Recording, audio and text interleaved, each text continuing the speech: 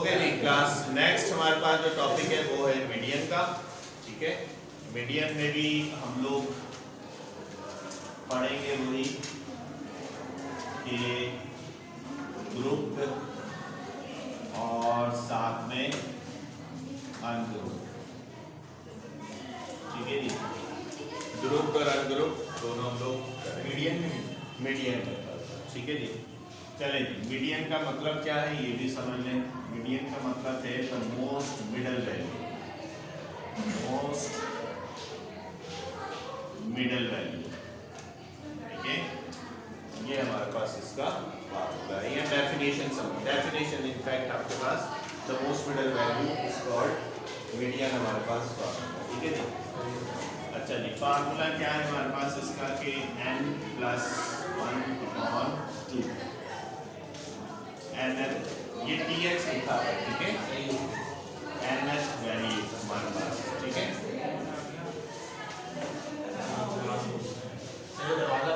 ये हमारे पास है। बल्कि बैठो चले। सो nth वैल्यू, अच्छा अब कर ये ग्रुप का ग्रुप का बेटा अनग्रुप, ये अनग्रुप है। ठीक है, ग्रुप का तो फार्मूला ही चेंज है, बिल्कुल बड़ा फार्मूला चेंज। अच्छा, अब डेफिनेशन के मुताबिक क्या है भाई, द मोस्ट मिडल वैल्यू। अच्छा, अब होना क्या है, अच्छा पहले एक चीज याद रखना है कि मिडल वैल्यू, अब जैसे मिसाल के तौर पर मैंने एक क्वेश्चन लिखा मैंने कि 2 1 3 7 5 4 और साथ में मैंने लिख दिया 8। ठीक है, तो आप मुझे कह सकते हो सर मिडल वैल्यू क्या है मेरे पास 7। दिस इज रॉन्ग, गलत है। आपने क्या करना है, पहले इसे असेंडिंग करोगे। पहले क्या करोगे, असेंडिंग करोगे, तरतीब से लिखोगे, फिर निकालोगे। अगर मैं इसकी निकालना चाहूँ तो क्या है 1 2 3 4 5 7 और 8। सो अब आप कह सकते हो कि हमारे पास जो मीडियन है वो मीडियन कितना है मेरे पास 4 है।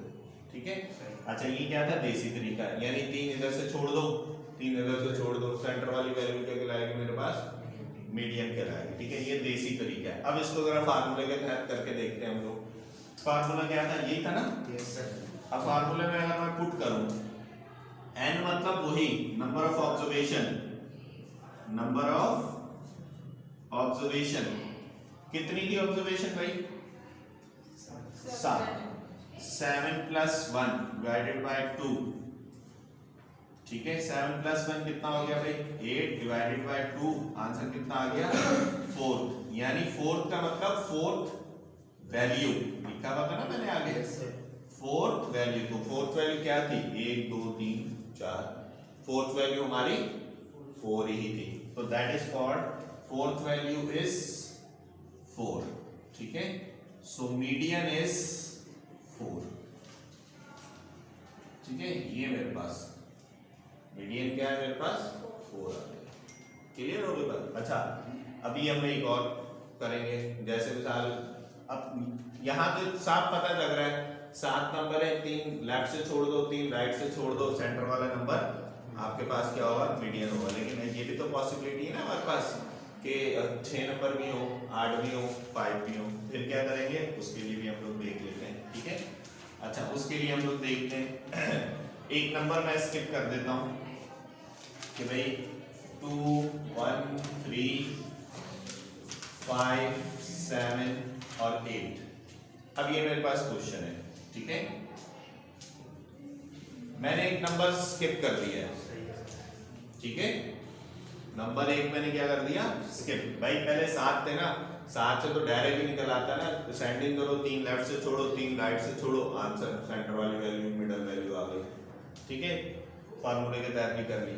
लेकिन मैंने कहा कि अब वैल्यू आंसर क्वेश्चन क्या हो सकता है, क्वेश्चन ये हो सकता है कभी वैल्यू 6 भी आ सकती है, 8 भी आ सकती है, तो फिर क्या कंसीडर होगा। ठीक है, वही फार्मूला लगा रहा हूं मैं जो हम लोग लगा रहे थे। फार्मूला था मेरे पास, अब फार्मूले के मुताबिक क्या है भाई कि n + 1/2।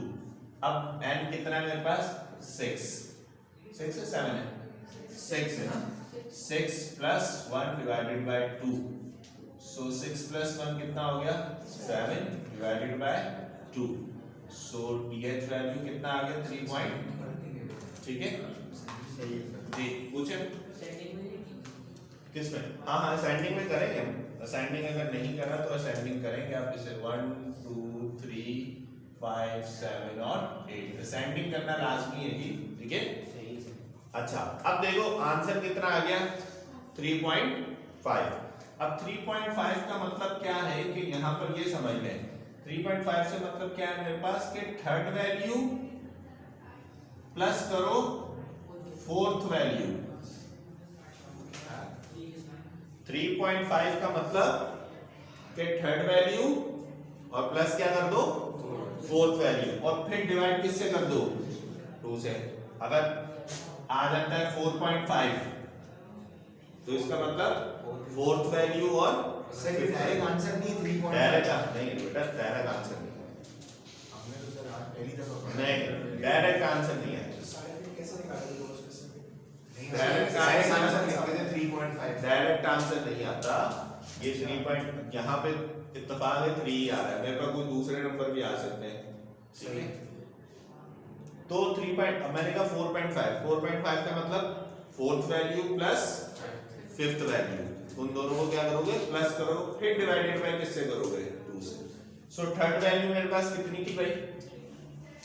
थर्ड वैल्यू थी 3, फोर्थ वैल्यू क्या है 5, डिवाइड किससे करा 2 से, आंसर कितना आया 4। अब अगर आप गौर करो कि आपके पास खुद ही नजर आ जाएगी यहाँ पे, इसका मतलब बीच में वैल्यू कौन सी है, बीच में सेंटर में इनके 4 ही है। चलो और अगर आप लिखो 3.5 तो 3.5 नहीं ऐसा नहीं होगा 0.5 होगा हमेशा, 2.5 कर लो भाई। देखो कोई भी दुनिया के नंबर है वो यही होंगे ना, या तो 6 होंगे या तो 8 होंगे 10 12, तो ऐसा आ ही नहीं सकता 3.9 नहीं आ सकता ना बेटा। देखो आपके पास नंबर कितने होंगे, या तो भाई एक आपके पास 1 3 5 7 ये होंगे ना भाई, कितने कोई भी नंबर बोला मुझे, कोई भी नंबर बोलो 100 के बीच। आप कोई क्वेश्चन लिखे ना, मैं कह रहा हूँ 89 है, टोटल नंबर कितने 89 डिवाइडेड बाय 2 करो जरा, आंसर कितना आएगा 44.5। कोई भी ले लो सही सही, तो यानी 44th वैल्यू और साथ में 45th वैल्यू आ गई आपके पास। कोई भी दुनिया का नंबर ले लो, आप बोलो सर 67 ले लो, आंसर कितना आएगा, आंसर 33.5। तो आपके पास 33rd वैल्यू और साथ में 34th वैल्यू। आप बोलो सर आप हम लोग ले लेते हैं 94, आंसर कितना आएगा 46, आंसर आएगा 47। तो अब इसमें जरूरत नहीं है, सही अब इसमें ये डायरेक्ट आंसर ये डायरेक्ट आंसर आ गया। अदरवाइज दुनिया में कोई भी नंबर लोगे तो हमेशा हम लोगों ने 0.5 में ही कहानी कर दी।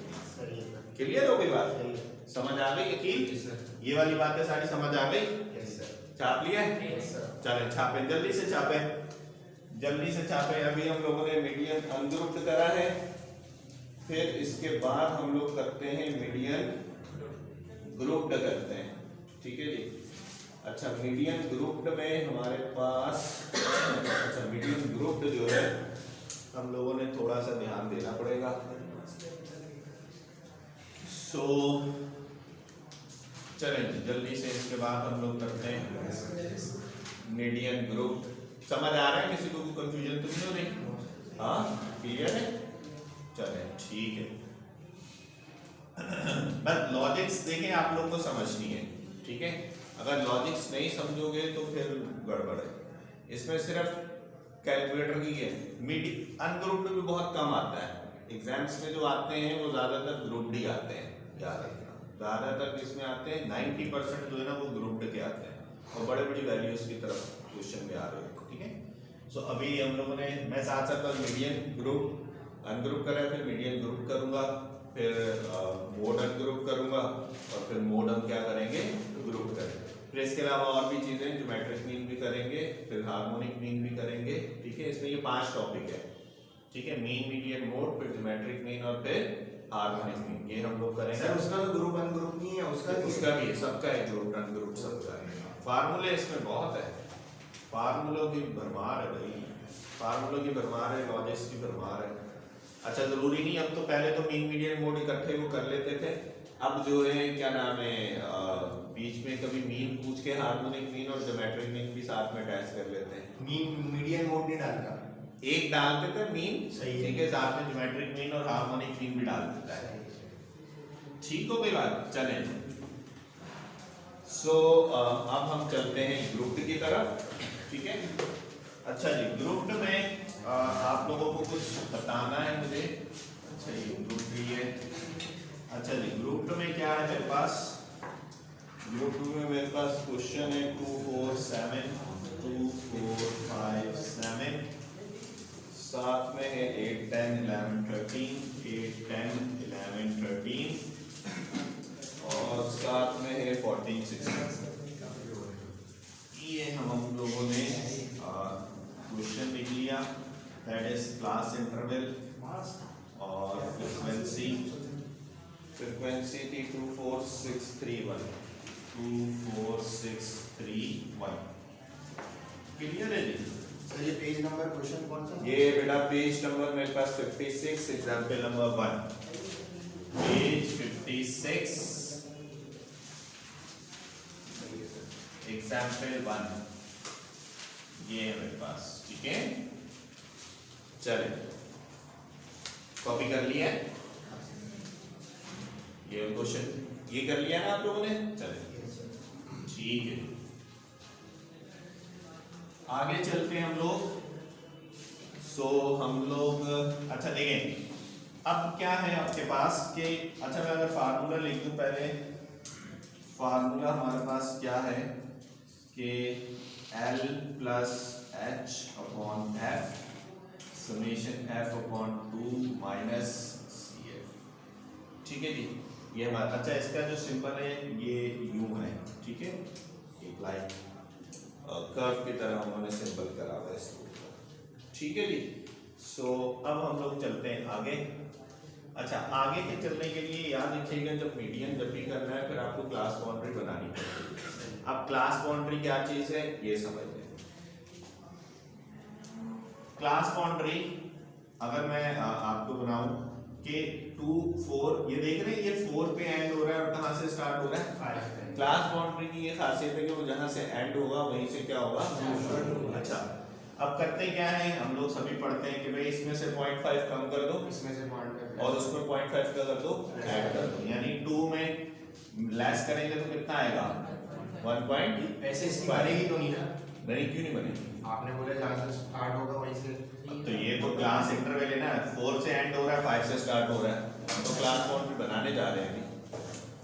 मैं बता रहा हूँ 1.5 सही है, इधर क्या आएगा 4.5, इसका क्या बनेगा 4.5 और आगे 7.5, फिर 7.5 10.5 और फिर 10.5 से 13.5 और फिर 13.5 से 16.5, ठीक है। अब अगर आप गौर करो, अब जरा देखें ये कहाँ पे एंड हो रहा है और शुरू भी कहाँ से हो रहा है, कहाँ पे एंड हो रहा है, शुरू कहाँ से हो रहा है, समझ आए, that is called the class boundary, ठीक है। अच्छा अब मैं आपको एक लॉजिक बता देता हूँ कि ये हुआ कैसे। एग्जाम्स में जरूरी थोड़ी है हर दफा 0.5 की कहानी हो, ये समझ ले अच्छी तरह, 0.5 की कहानी नहीं है हर दफा।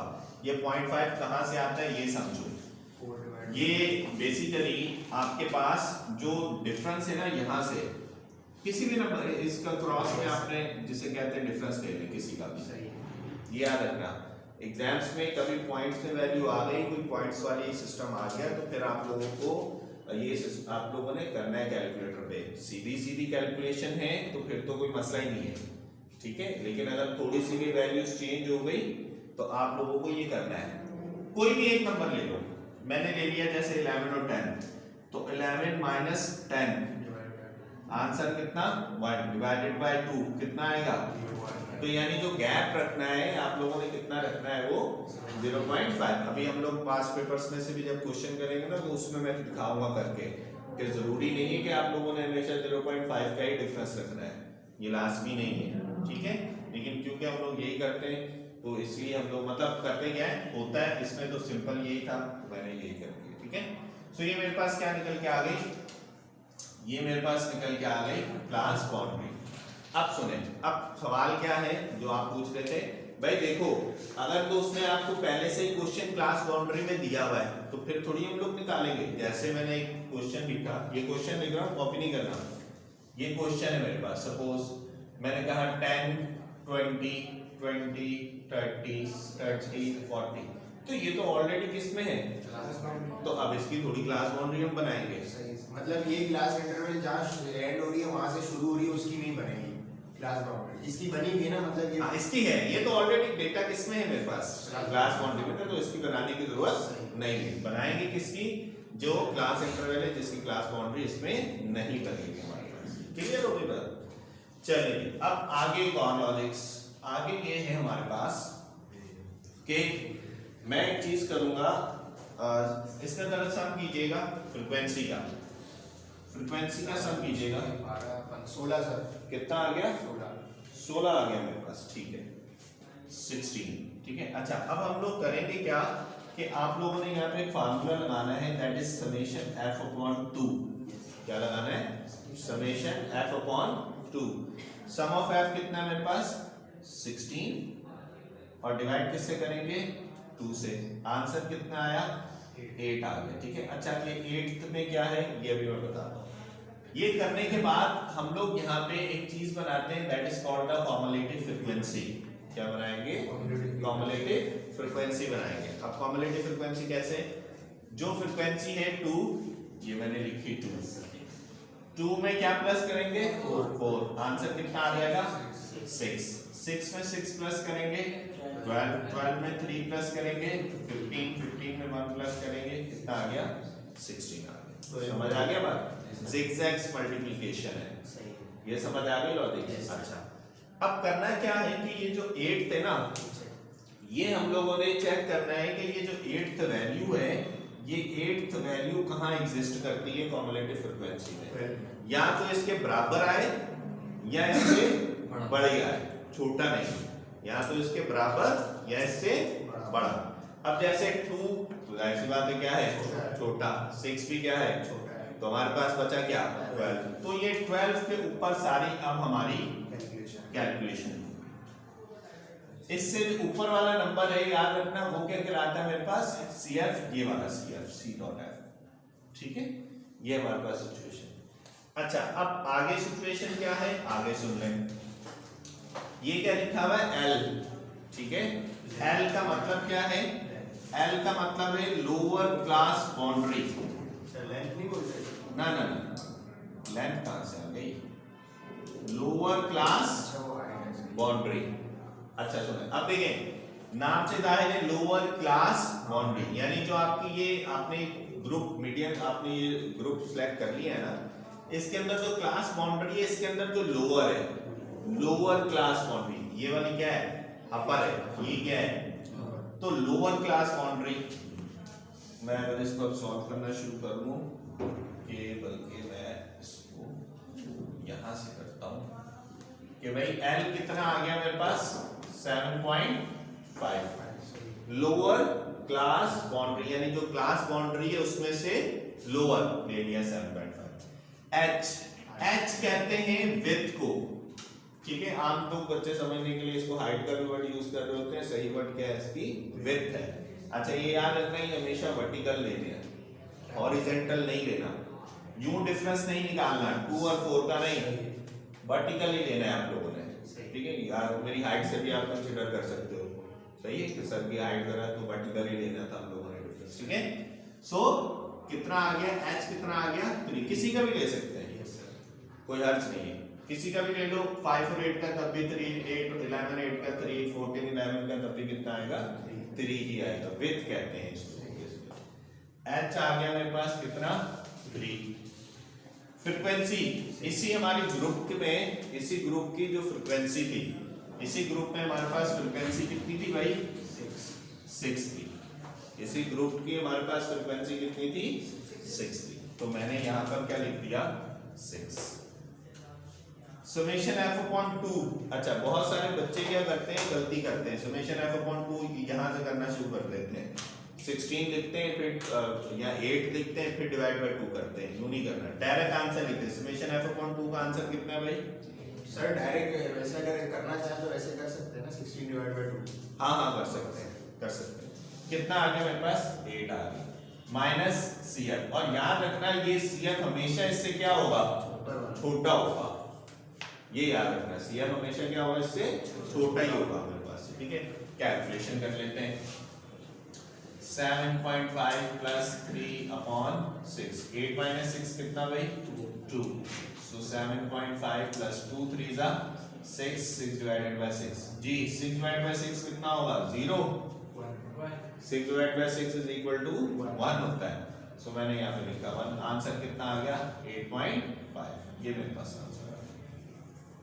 ठीक है जी, समझ आ गया? ये आपके पास क्या था? मीडियन ग्रुप था। ठीक है, होप सो के आप